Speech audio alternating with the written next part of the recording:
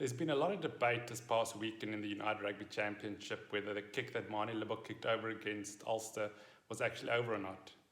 I'm going to break down this problem and see whether we can prove whether the kick went over or not. My name is Ivan Dietlefs. Stay tuned. Let's firstly talk about some fundamentals. I've seen a lot of videos where people talk about the camera angle and where they check the flight of the ball to see whether the ball passes in front of the post or the post is in front of the ball. Fundamentally, however, all we need to check is we need to simply take a video feed and freeze it at the point where the ball cuts this two-dimensional plane which cuts through the two posts. And yeah, I've simulated that with a piece of paper. Something that made the Manie Libbok kick a little bit more complicated is when the ball passed through this two-dimensional plane, it was above the top of the posts.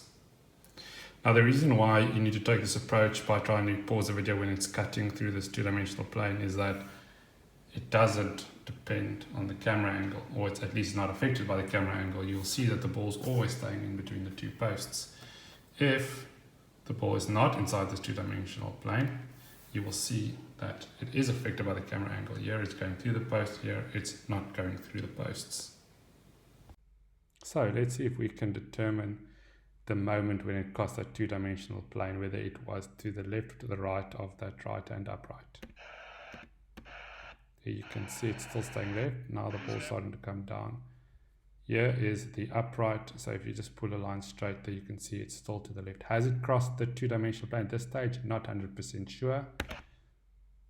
Still to the left, still to the left. Probably by this time it has crossed the two-dimensional plane, but we do have still our old trick we could use. At this point, that is probably where it's just crossed the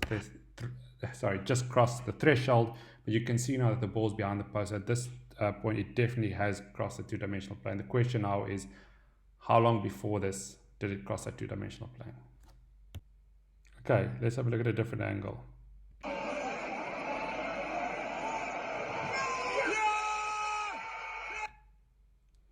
Here's the ball at the top. Has it passed the two-dimensional plane at this point? Again, it's quite difficult to say. Again, this looked like it might have gone over, but it's still very tight. This is where it's basically crossing the threshold. Well, to be honest, it's still really difficult to say if it really went through or not. But the assistant referees were there, they had the best view, and I trust that they made the right call.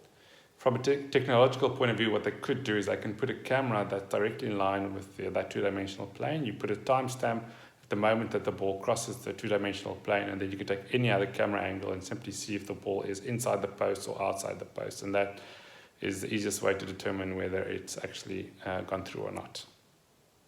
Thanks for watching. Cheers.